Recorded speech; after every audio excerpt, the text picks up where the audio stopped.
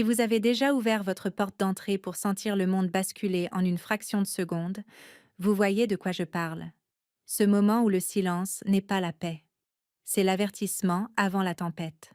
La mienne est arrivée avec une enveloppe sur le sol et un nom écrit dans le coin, un nom en qui j'avais l'habitude d'avoir confiance. Je n'étais pas censée être à la maison ce matin-là.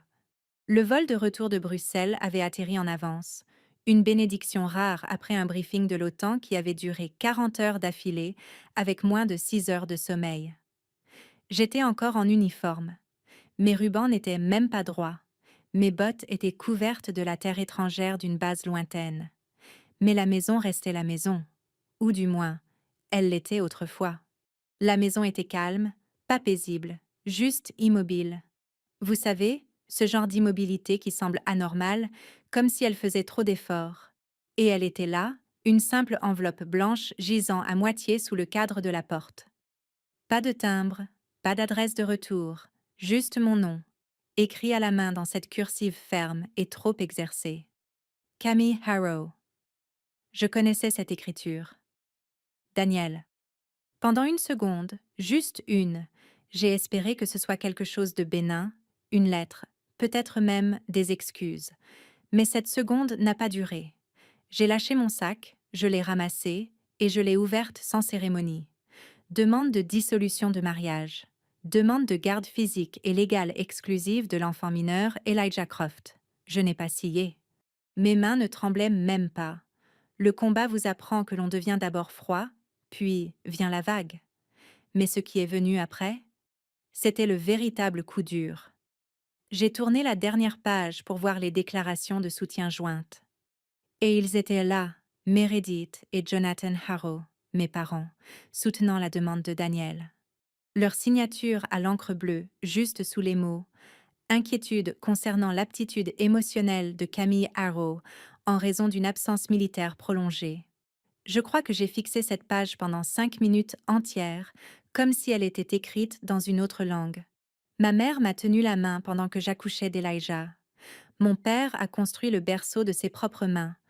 Il appelait Elijah son petit renard. Maintenant, il disait que je n'étais pas apte à l'élever, que j'étais instable. Je me suis assise sur le bord du canapé, toujours en uniforme, les médailles pressant ma poitrine comme des poids que je ne pouvais soudainement plus porter. Mes bottes laissèrent de la poussière sur le tapis.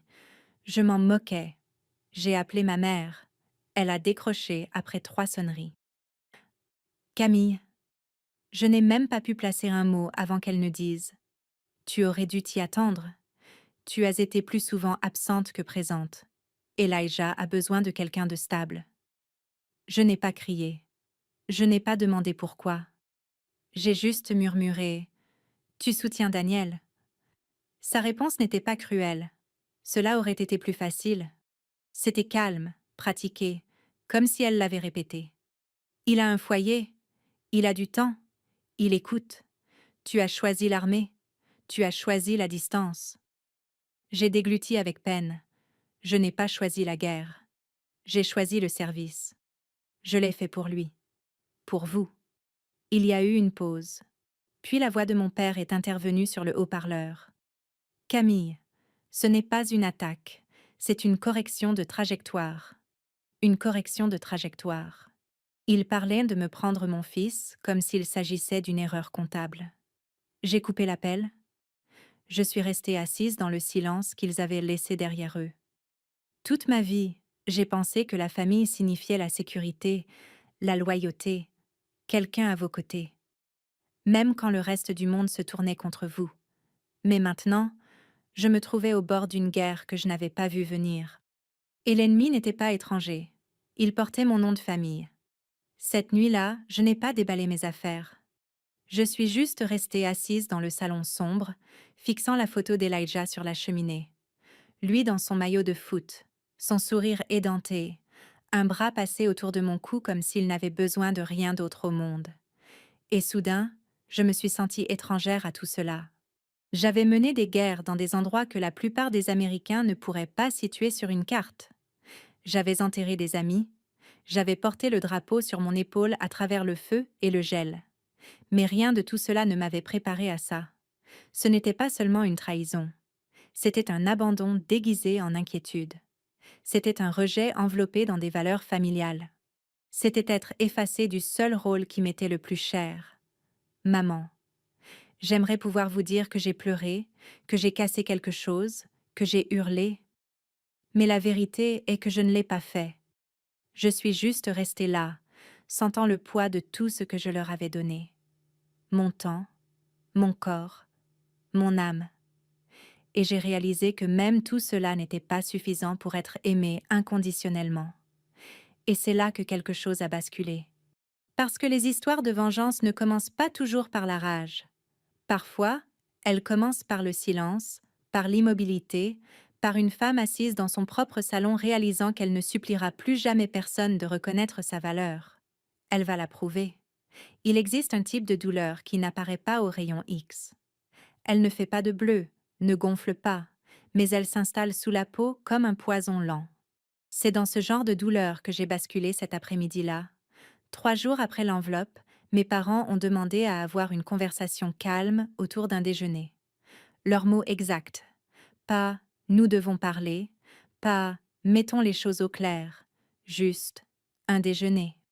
J'aurais dû m'en douter, mais une partie de moi voulait encore croire qu'il s'agissait d'un malentendu, que peut-être ils avaient changé d'avis, qu'ils avaient vu jusqu'où cela était allé et voulaient arranger les choses. Alors, j'y suis allée. C'était chez eux. La maison avec la balançoire blanche sur le porche et les hortensias dont ma mère s'occupait comme s'ils étaient de la royauté. Je me suis garée devant, j'ai fixé la porte d'entrée pendant 1 minute entière avant de sortir de la voiture. J'étais encore en vêtements civils. Je ne me sentais pas comme un général ce jour-là, juste une fille essayant de garder le peu qu'il restait. À l'intérieur, tout semblait identique, sauf que ce n'était pas le cas. Daniel était là, assis à la table de la salle à manger, buvant du café dans le mug préféré de mon père. Mon cœur s'est glacé. Je me suis tournée vers ma mère. « Qu'est-ce qu'il fait ici ?» Elle a lissé son chemisier comme si elle se préparait pour une présentation. Nous voulions juste avoir une discussion civile ensemble, pour le bien d'Elijah. Ce mot « civil » n'a pas sa place quand on vous tend une embuscade. Daniel m'a fait un petit signe de tête suffisant, comme s'il avait déjà gagné quelque chose. Mon père a désigné la chaise en face d'eux. « S'il te plaît, Camille, assieds-toi. » Je ne me suis pas assise, j'ai regardé chacun d'eux. 3 personnes qui avaient porté mon enfant, ri avec moi lors des anniversaires, essuyaient les larmes sur les joues d'Elijah. Et j'ai réalisé qu'ils étaient d'un côté de la table. J'étais de l'autre. « Ce n'est pas un déjeuner, » ai-je dit. « C'est une audience sans tribunal. » Daniel s'est raclé la gorge comme s'il préparait son monologue. « Camille, ce n'est pas à propos de toi. C'est à propos de ce qui est le mieux pour Elijah. Il a besoin d'une présence régulière. Tu n'es jamais là. » J'ai ri. Un rire court, sec, amer. Je n'étais pas là parce que j'étais à l'étranger pour protéger des gens comme vous, pour que vous puissiez vous asseoir dans cette cuisine et siroter du café sans crainte. Il a haussé les épaules comme si mes déploiements n'étaient qu'un léger désagrément, pas des années de ma vie. Mais ce ne sont pas ces mots qui m'ont brisé, ce sont ceux de ma mère. Elle s'est penchée en avant, a joint les mains et a dit doucement « Peut-être qu'il est temps que tu fasses passer la famille en premier pour une fois. » Pour une fois, laissez cette phrase s'imprégner. La femme qui autrefois cousait des écussons sur mes uniformes. La femme qui attendait près du téléphone quand j'étais stationnée à Kandahar. La femme qui avait décoré la chambre d'Elijah de ses propres mains. Maintenant assise en face de moi, s'alignant avec l'homme qui m'avait remis une demande de garde, comme s'il s'agissait d'une facture. Je l'ai fixée, essayant de trouver ne serait-ce qu'une lueur d'hésitation, de doute. Mais elle n'a pas bronché, et mon père non plus. « Nous n'essayons pas de te faire du mal, » a-t-il dit. « Nous faisons simplement ce qui est le mieux. » Je me suis mordu l'intérieur de la joue si fort que j'ai senti le goût du sang. Vous pensez que ce qui est le mieux, c'est de retirer une mère de la vie de son fils ? Personne n'a répondu, car la vérité est qu'ils ne pensaient pas. Ils avaient décidé, ils avaient jugé, et ils appelaient cela de l'amour. Je suis restée là, dans cette cuisine trop calme, le tic-tac de l'horloge murale plus fort que tout le reste dans la pièce, et j'ai réalisé que j'étais en infériorité numérique au sein de ma propre famille. Je suis sortie, je n'ai pas claqué la porte, je n'ai pas crié. Mais quand je me suis installée dans ma voiture et que j'ai fermé la porte, je suis restée assise en silence pendant un long moment. Je ne pouvais pas pleurer. Pas encore. Les larmes étaient à bloquer quelque part, trop profondément. Mais ma mâchoire tremblait, et mes mains, elles ne s'arrêtaient pas de s'agiter. Et cela peut paraître étrange, mais si vous avez déjà été dans ce genre de pièce, si vous avez déjà vu les gens que vous aimez le plus choisir quelqu'un d'autre plutôt que vous, sans autre raison que la facilité, vous savez exactement ce que j'ai ressenti. Je me demande, avez-vous déjà vécu ce moment où quelqu'un vous a regardé dans les yeux et vous a fait sentir que vous n'aviez pas votre place à votre propre table? Si cela vous est déjà arrivé, je veux que vous sachiez que vous n'êtes pas seul. Laissez un commentaire. Racontez-moi. Ou dites simplement moi, parce que personne ne mérite de se sentir comme un étranger dans son propre foyer. Pas même un soldat, pas même une mère. Et pourtant, j'en étais là. Toutes les guerres n'ont pas besoin d'un champ de bataille. Certaines commencent à une table de salle à manger, se terminent dans une salle d'audience et se mènent en silence, dossier par dossier, souffle après souffle. Je ne les ai plus rappelées. Pas de suivi, pas d'argument, pas de crise de nerfs. Quand les gens vous trahissent une fois, vous faites votre deuil. Quand ils le font 2 fois, vous apprenez. Mais la 3e fois, vous commencez à élaborer une stratégie. La nuit après cette réunion de famille, j'ai sorti un bloc-notes jaune et j'ai écrit 3 noms en haut de la page. Daniel, maman, papa. 3 noms, 3 fronts. Un seul but. Elijah. Je ne voulais pas de vengeance. Je ne voulais pas leur faire du mal comme ils m'en avaient fait. Je voulais juste que la vérité éclate au grand jour. Et je voulais que mon fils rentre à la maison. J'ai commencé par l'évidence. Les documents. J'ai demandé chaque dossier judiciaire que Daniel avait soumis. Son avocat ne s'y attendait pas. Je pouvais le voir au délai de réponse. Quand ils sont enfin arrivés, je me suis assise à la table de la cuisine, un verre de café froid à côté de moi, et j'ai tout épluché page par page. Ils disaient que j'étais instable, négligente, absente émotionnellement. Et le pire, c'est qu'ils avaient des déclarations de soutien de mes propres parents pour confirmer tout cela. Des phrases comme « Camille a toujours priorisé le devoir par rapport à la famille. Nous exprimons notre inquiétude quant à sa disponibilité émotionnelle depuis des années. Elle a du mal à se connecter avec Elijah après de longs déploiements. » Je les ai lus à haute voix, doucement. Chaque mot tombait comme un coup de poing que je n'avais pas vu venir. Ma mère avait écrit cette dernière ligne, la même femme qui gardait chaque lettre que j'envoyais de lointains pays. Je n'ai pas jeté les dossiers. Je ne les ai pas déchirés. Au lieu de cela, j'ai surligné chaque allégation exagérée, chaque chronologie qui ne concordait pas. J'ai imprimé les journaux d'appel, les photos, les mots de l'école signés de ma main, même des captures d'écran de nos appels FaceTime avec Elijah pendant mes missions. Il voulait construire une version de moi que je ne reconnaissais pas. J'allais la démanteler ligne par ligne. Ensuite, j'ai engagé une évaluatrice de garde indépendante. Pas l'un des choix de Daniel, pas quelqu'un du coin. J'ai choisi une psychologue de l'armée à la retraite, qui faisait maintenant des consultations civiles. Quelqu'un qui comprendrait le coût du service et la profondeur de ce que signifie essayer d'être à la fois soldat et mère. Elle m'a rencontrée, elle a vu Elijah, Daniel, mes parents, et elle a écouté. Sans juger, sans présumer, elle a écouté. Et pendant ce temps, je continuais à creuser. C'est là que la voisine m'a contactée. Un coup discret à ma porte à 19h. Madame Callahan.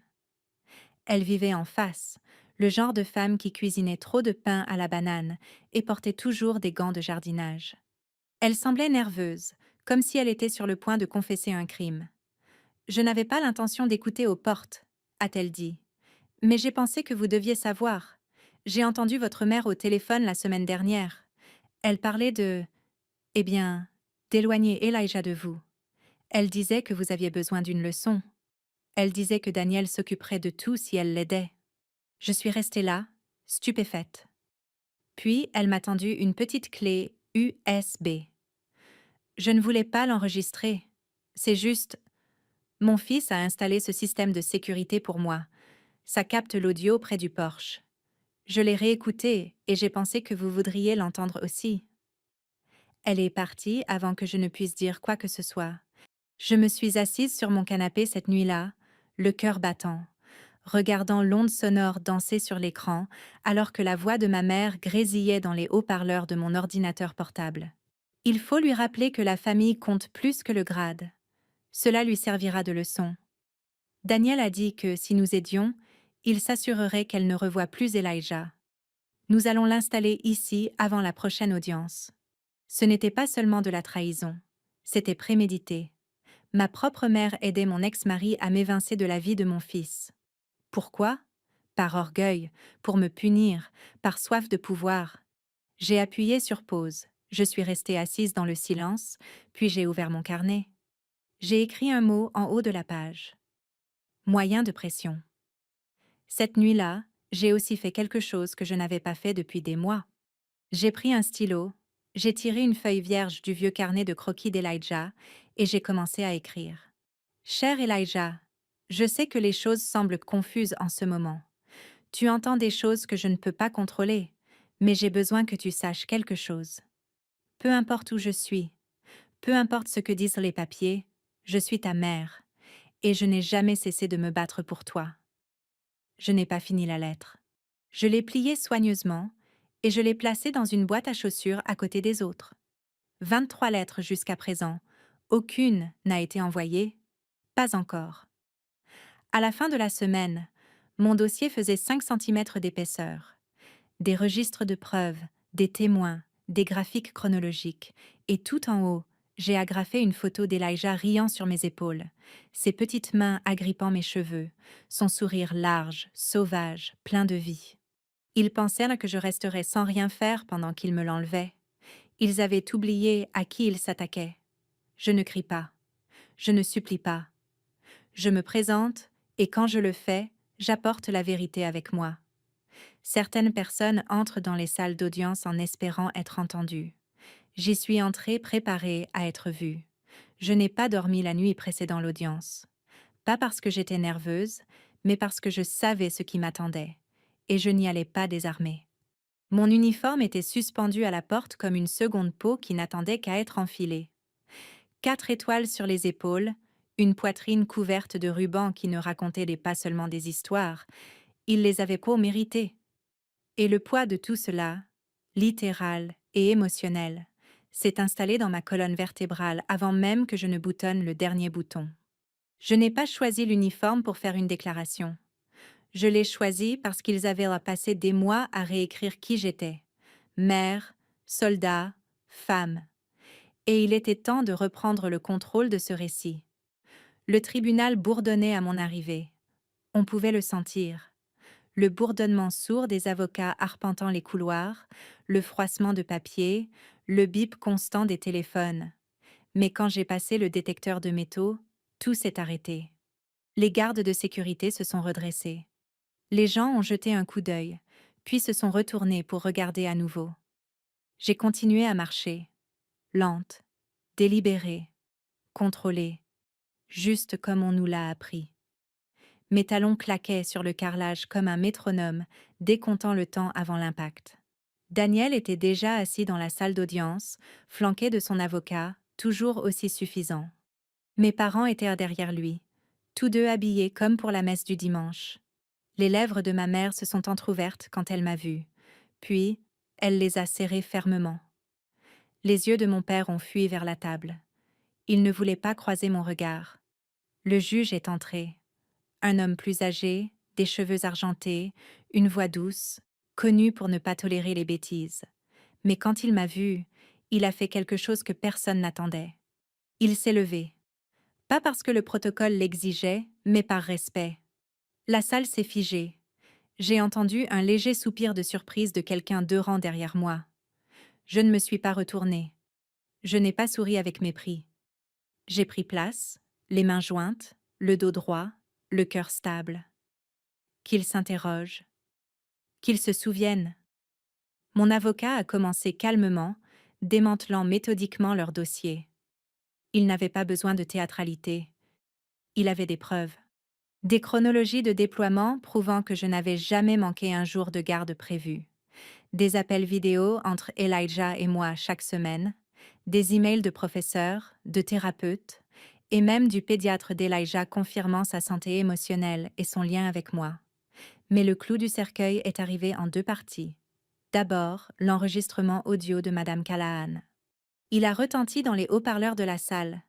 La voix de ma mère, claire comme le jour. Il faut lui rappeler que la famille compte plus que le grade. Daniel a dit que si nous aidions, il s'assurerait qu'elle ne revoie plus Elijah. Des exclamations ont parcouru l'assistance. Je me suis tournée légèrement, j'ai vu le visage de ma mère devenir livide. Daniel s'est raidi, a murmuré quelque chose à son avocat, mais ce n'était pas fini. Deuxièmement, les transferts financiers. Mon avocat a présenté des relevés bancaires montrant un virement de 28 000 $ du compte de retraite joint de mes parents vers celui de Daniel, juste 2 semaines avant la demande au tribunal.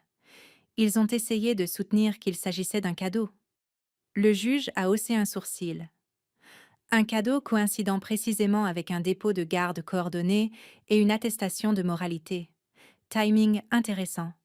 On pouvait sentir le changement dans la pièce. Le pouvoir n'était plus de leur côté.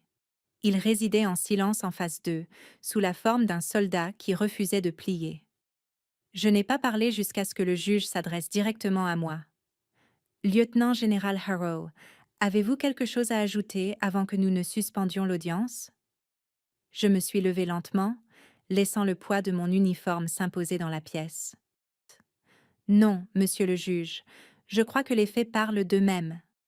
Il a hoché la tête une fois, satisfait, et ce fut tout. Je n'avais pas besoin de défendre ma maternité. Je l'avais vécue. Alors que le juge annonçait une pause, je suis restée assise. Je n'ai pas regardé mes parents. Pas encore. Mais j'ai entendu la voix de ma mère derrière moi, faible, tremblante. Elle n'était pas obligée de faire ça comme ça. Non, je ne l'étais pas. Mais il n'est pas obligé de me trahir non plus. Et c'est peut-être quelque chose que les gens comme eux ne comprendront jamais. Les gens calmes ne sont pas faibles. Ils sont juste prudents jusqu'au moment d'agir. À l'extérieur de la salle, les journalistes attendaient comme des vautours. Je les ai ignorés. Ma seule priorité était le garçon qui attendait 2 étages plus haut dans la salle familiale supervisée. Elijah. Quand je suis entrée, il a levé les yeux de son carnet de croquis, s'est arrêté, a regardé fixement, puis a murmuré « Tu as mis tes étoiles ». Je me suis agenouillée près de lui. « Oui, mon grand, je l'ai fait ». Il a hésité, puis s'est penché en avant, enroulant ses bras autour de mon cou si fort que cela m'a coupé le souffle. Et ça, ce fut le moment où la guerre était déjà gagnée.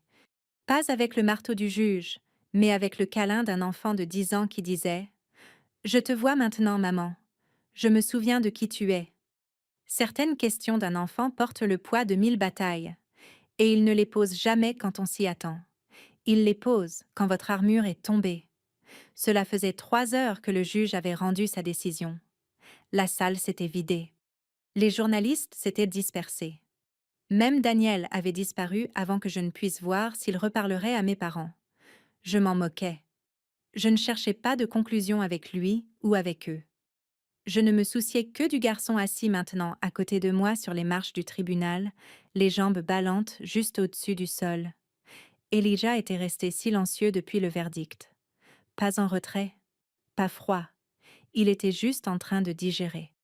Sa petite main est restée dans la mienne tout au long de la descente des marches. Il n'a pas dit grand-chose, mais il n'a pas lâché non plus, et ce silence signifiait plus que tout ce que n'importe qui d'autre avait pu dire pendant des mois. Nous sommes restés assis là un moment, le tribunal derrière nous, le vaste ciel au-dessus. Le soleil de l'après-midi commençait à décliner, projetant de longues ombres sur le béton. Elijah a donné un coup de pied dans un caillou avec sa basket, puis s'est arrêté soudainement et m'a regardé. « Est-ce que tu es fâché contre mamie et papy ?» Je me suis figée. Pas parce que je ne connaissais pas la réponse, mais parce que je ne savais pas quelle version il avait besoin d'entendre. Je l'ai regardé. Son visage était si ouvert, si direct. Ses yeux étaient là comme ceux de son père, mais plus doux. Il ne posait pas la question par curiosité. Il la posait parce qu'il avait besoin de savoir s'il avait le droit d'être en colère lui aussi.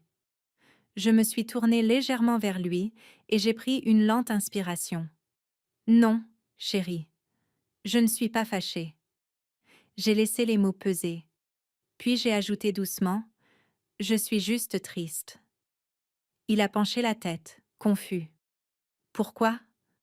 J'ai regardé droit devant moi, parce qu'ils ne m'ont jamais vraiment vu pour qui j'étais. Pas comme leur fille, pas comme ta maman, juste comme quelqu'un qu'ils avaient moins besoin de réparer. Il a hoché la tête, mais n'a rien dit. Alors j'ai continué. Et quand les gens décident que tu es brisée, peu importe combien tu essaies de leur montrer que tu es entière, ils ont déjà pris leur décision. Une longue pause s'est installée entre nous. Puis, d'une voix à peine plus haute qu'un murmure, Elijah a dit « Ils m'ont dit que tu ne voulais pas de moi. » Je l'ai regardé brusquement, mais ses yeux étaient fixés sur ses chaussures. « Ils ont dit que tu étais partie parce que le travail était plus important, que tu ne revenais pas exprès. » Ma gorge s'est serrée. Pendant un instant, j'ai cru que je ne pourrais pas répondre, mais je le devais. Pas pour me défendre. Pas avec des larmes, mais avec la vérité. Ce n'était pas vrai, Elijah. Jamais. Je suis revenue pour toi à chaque fois. J'ai appelé, j'ai écrit, j'ai envoyé des vidéos. Je n'ai jamais, pas une seule fois, cessé de penser à toi. Ses yeux se sont remplis de larmes. J'ai cru que c'était peut-être de ma faute, que j'avais fait quelque chose de mal. Je l'ai attiré contre moi avant qu'il ne puisse finir sa phrase. Je l'ai serré dans mes bras comme s'il avait encore 5 ans et qu'il tenait tout entier sur mes genoux. Tu n'as rien fait de mal, ai-je murmuré dans ses cheveux. Tu n'en étais jamais la raison. Tu étais toujours la raison pour laquelle je continuais. Il a hoché la tête contre ma poitrine et j'ai pu le sentir, le mur qui se fissurait. Pas un effondrement total, pas encore, mais un basculement. Une ouverture douce de quelque chose qui avait été emmuré depuis trop longtemps. Cette nuit-là, je l'ai ramené à la maison. À la maison. Pas dans les logements de la base, pas à l'hôtel, pas dans la chambre d'amis de mes parents. Ma maison. Je l'ai laissé choisir le dîner. Des macaronis au fromage en boîte et des tranches d'orange. Il a dressé la table soigneusement, il a même plié les serviettes. Après manger, il a sorti une boîte à chaussures de son sac et a dit « Je les ai gardées, celles que tu as envoyées. » À l'intérieur se trouvaient des lettres que j'avais écrites de l'étranger. La plupart n'avaient jamais reçu de réponse. Toutes étaient qu'on est froissées, un peu usées, mais lues. Mon cœur s'est brisé d'une manière différente à ce moment-là, car alors que je pensais crier dans le vide, il avait écouté tout ce temps. En le bordant, Elijah a posé une dernière question. « Est-ce que je peux t'appeler maman à nouveau ?» J'ai étouffé un rire et des larmes en même temps. « Tu peux m'appeler comme tu veux, mon grand, mais c'est ce nom-là que je préfère. » Il a souri, s'est retourné et s'est endormi en quelques minutes. Je suis restée assise près de son lit longtemps après, écoutant simplement le rythme de sa respiration. Vous savez, quand les gens parlent d'histoires de vengeance, ils pensent généralement à des victoires au tribunal, à des départs spectaculaires ou à des humiliations publiques. Mais pour moi, c'est ça, ce moment. Un enfant que l'on avait retourné contre moi par les personnes qui m'ont élevé, qui revient vers moi, me faisant confiance à nouveau. Pas de gros titres, pas de coups de marteau, juste cette paix sous la forme d'une main tranquille, cherchant la mienne. Ils ont essayé de m'effacer avec de la paperasse. J'ai répondu par ma présence. Ils ont essayé de me voler mon fils. Je lui ai montré qui je suis. Cela fait 6 semaines que l'audience a eu lieu. La presse est passée à autre chose. Daniel a déménagé dans un autre État. Et mes parents, eh bien, ils ont envoyé un email la semaine dernière. Nous ne nous attendions pas à ce que tu nous embarrasses comme ça, Camille. Pas d'excuses, pas de remise en question, juste l'orgueil blessé de gens qui ont construit une maison sur le silence et qui ont été choqués quand les murs se sont enfin fissurés. Je n'ai pas répondu. Pas parce que je n'avais rien à dire, mais parce qu'enfin, je ne leur devais plus d'explications. Et c'est la partie que personne ne vous dit sur le fait de survivre à une trahison. Parfois, la véritable conclusion n'est pas la confrontation, c'est de ne plus en avoir besoin. Elijah et moi réapprenons encore à nous connaître. Il ne me demande plus chaque soir si je reviendrai le matin. Mais il surveille toujours la porte quand je quitte la pièce. La confiance n'est pas un interrupteur, c'est un variateur. Et pour l'instant, je suis simplement reconnaissante que la lumière soit revenue. La semaine dernière, nous sommes allés au parc près de notre ancienne maison, celui où je le poussais en poussette quand il pensait que les pissenlits étaient magiques. Il m'a demandé si on pouvait prendre une glace après. J'ai dit oui. Il a choisi un mélange vanille avec des vermicelles arc-en-ciel. J'ai pris un gelato au café noir. Nous nous sommes assis sur un banc en bois sous un orme bruissant. Juste nous deux. Pas de presse, pas d'avocat, pas de documents. Il m'a regardé et a dit entre deux bouchées: « Est-ce que les gens savent que tu es général ?» J'ai souri. Certains, oui. Il a réfléchi un instant, puis a dit: « Est-ce que je dois t'appeler comme ça ?» J'ai ri. Seulement si nous sommes sur un champ de bataille. Il a souri et a hoché la tête. Puis, il a posé sa tête contre mon bras. Et pendant une seconde, j'ai oublié tous les tribunaux, toutes les dépositions, toutes les réunions où il m'avait fait me sentir comme une étrangère pour mon propre enfant. C'était ça, la rédemption. Pas un titre, pas un jugement, mais le sentiment d'appartenance. Vous savez, les gens me demandent toujours pourquoi je ne me suis pas battue plus tôt, pourquoi je n'ai pas rendu public ce qu'ils ont fait, pourquoi je ne les ai pas écartés plus tôt, pourquoi je ne m'acharne pas sur eux maintenant. Je comprends. Tout le monde aime les histoires de vengeance, mais ce qu'ils ne comprennent pas toujours, c'est que tout le monde n'a pas le luxe de hurler. Certains d'entre nous ont été élevés pour rester silencieux, pour rester petits, pour ne pas encombrer. On nous disait « Ne crée pas d'ennui », pendant que les gens qui nous faisaient du mal continuaient à réécrire l'histoire jusqu'à ce que nous ne puissions plus reconnaître nos propres vies. Et puis un jour, vous arrêtez de vous effacer, pas parce que vous êtes soudainement courageuse, mais parce que votre enfant demande « Pourquoi est-ce que tu ne te bats pas pour moi ?» Et vous réalisez que vous le faites déjà, juste pas d'une manière qu'ils peuvent encore voir. Je n'ai pas gagné au tribunal parce que j'avais des médailles. J'ai gagné parce que j'avais des preuves. J'avais la vérité et j'avais un enfant qui méritait mieux qu'un arbre généalogique rempli de menteurs. Certains jours, je pense encore à mes parents. Je me demande s'ils sont assis dans leur salon à regarder les informations et s'ils voient mon nom défiler au bas de l'écran. S'ils me voient debout à côté du secrétaire à la Défense, ou parlant au nom des familles de vétérans, ou marchant en uniforme à Arlington, est-ce qu'ils ressentent de la fierté? Est-ce qu'ils ressentent de la honte? Ou pire, est-ce qu'ils ne ressentent toujours rien? Car au final, c'était peut-être cela la trahison la plus brutale. Pas ce qu'ils ont fait, mais le peu d'importance que cela semblait avoir pour eux. Elijah m'a demandé hier soir s'il pouvait prendre mes anciennes plaques d'identité pour son exposé à l'école. Je l'ai laissé faire. Il les portait comme si elles étaient en or. Je vais leur dire que ma maman est un général, a-t-il dit fièrement, mais aussi qu'elle fait les meilleurs sandwichs au fromage grillé. J'ai un peu pleuré quand il ne regardait pas, parce que c'est cela que j'ai toujours voulu être. Pas seulement le lieutenant-général Camille Arrow, 4 étoiles et tout le reste, mais maman, celle qui est restée, celle qui a continué à se présenter, celle qui n'a jamais abandonné, même quand tout le monde s'est détourné. Alors, si vous regardez ceci en ce moment et que votre famille vous a fait sentir que vous étiez trop ou jamais assez, s'ils vous ont dit que votre amour n'était pas réel à moins qu'il ne ressemble à leur version de l'amour, s'ils vous ont abandonné pour avoir choisi la paix plutôt que le paraître, alors j'espère que vous m'entendez quand je dis que vous n'avez pas besoin de leur permission pour être entière. Certains d'entre nous n'ont jamais été l'enfant prodige. Nous étions les silencieux, les oubliés. Mais voici la vérité. Oublier ne veut pas dire disparu, et silencieux ne veut pas dire faible. Parfois, cela signifie simplement que nous construisions quelque chose qu'ils n'ont jamais vu venir. Maintenant, c'est votre tour. Si vous avez déjà été écarté par votre famille, si quelqu'un a essayé d'effacer votre amour, votre histoire, votre droit d'exister, dites-le moi. Écrivez toujours là, dans les commentaires, ou dites-moi d'où vous regardez. Parce que je vous le promets, quelqu'un d'autre qui vous lit traverse le même silence. Et parfois, savoir simplement que vous n'êtes pas seul, c'est le début de votre propre victoire.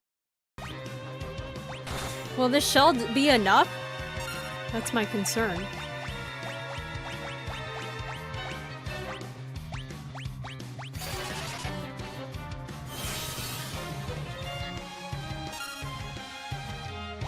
Let's defend, defend, defend, defend. Oh god.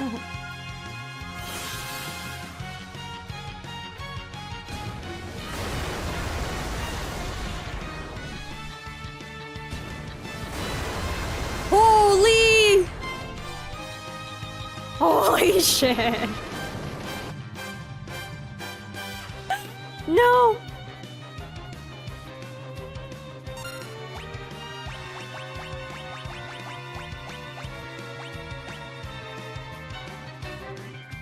Oh shit, oh shit, oh shit, oh shit. Hold on, hold on. I gotta... Maybe I can just solo this with Rosa and just cast Reflect.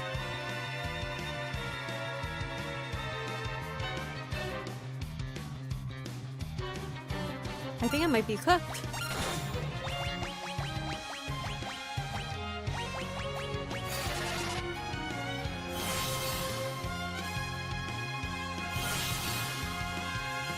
It casted Reflect back at me! Wait, what?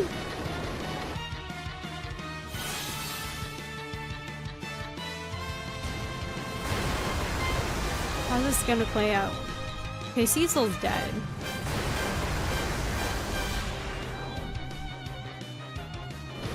I think we're just gonna have to do this with Rosa.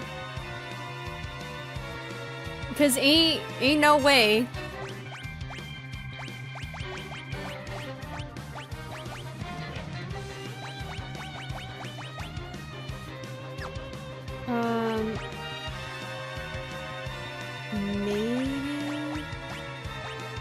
Maybe cast slow.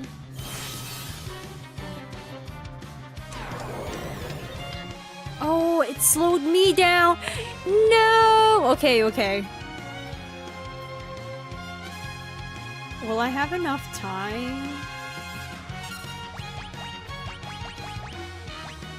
I don't even have it. I'm cooked. Okay. I think I know the strat for this now. Oh shit, she's not gonna have enough, Oh wait. Wait, I still have Reflect on?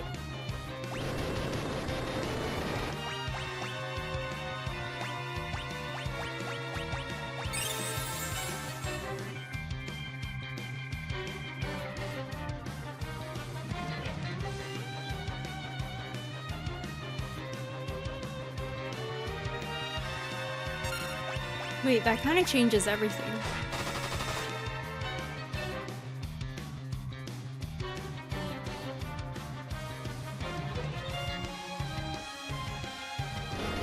How long does Reflect last? Oh yeah, she's cooked. Okay, hold up.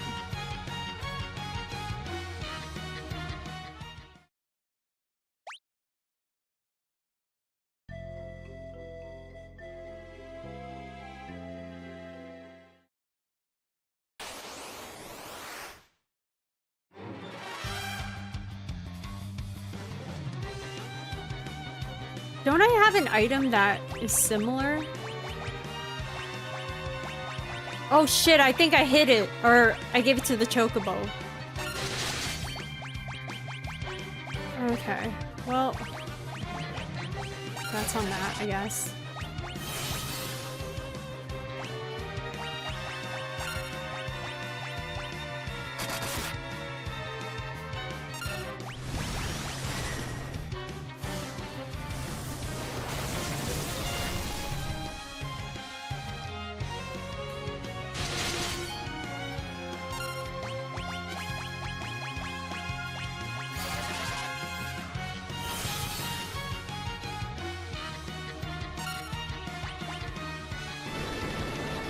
Oh, you know what I can do? I can also cover with Cecil while he has Reflect on. I think that's what I should have done.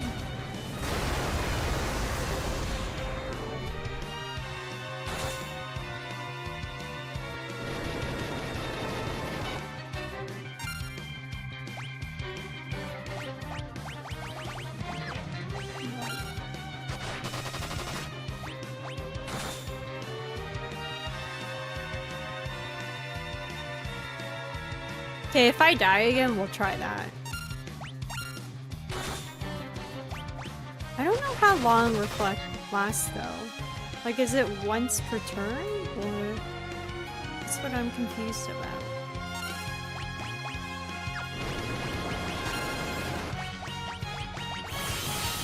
Yeah, okay, she still has it.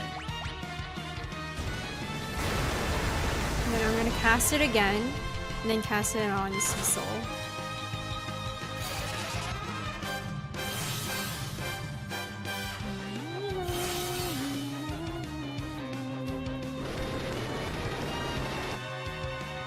Yeah, mine is the Hydro Flask.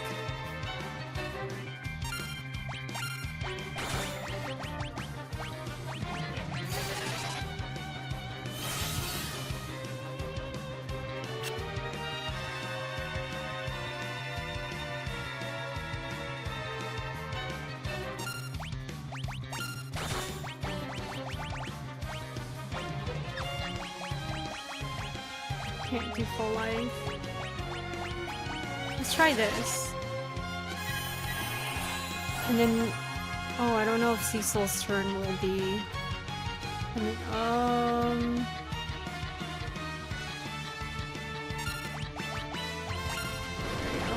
Maybe? Maybe that might work? Oh no, he didn't cover her. Hey, never mind. Oh! Wait, it's dead! We did it!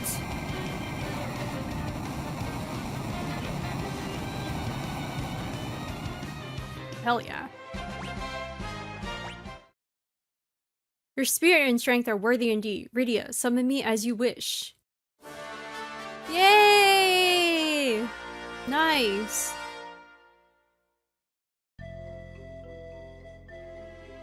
Let's get the hell out of here. What the fuck is this place? Oh, I don't even have enough. Rosa, girl, get us out of here.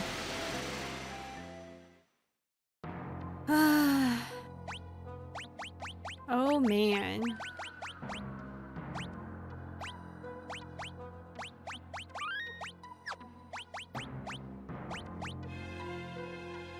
Hi Zedek! Thank you! Thank you everyone! Thank you for the GGs.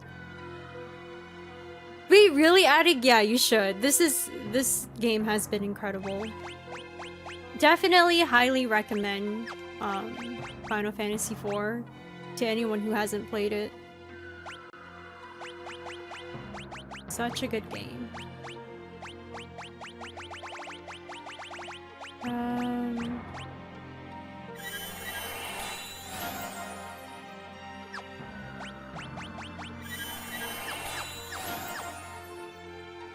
Please don't encounter.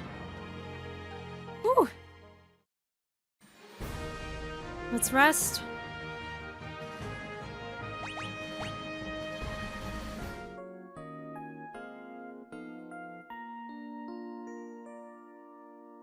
We need to find Odin.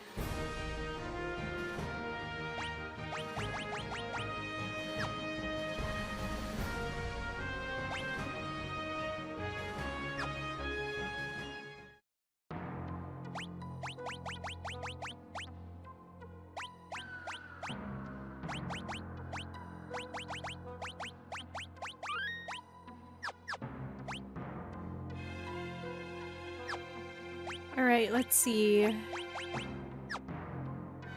Let's take our ship.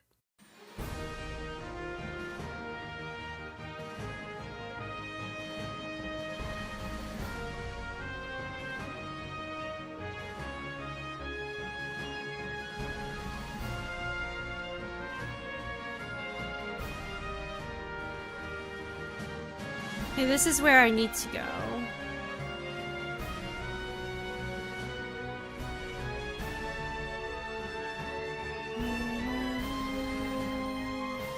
I'm assuming all these caves are connected somehow. Because I don't see any other way of, like, getting through them. Oh, this is where I was.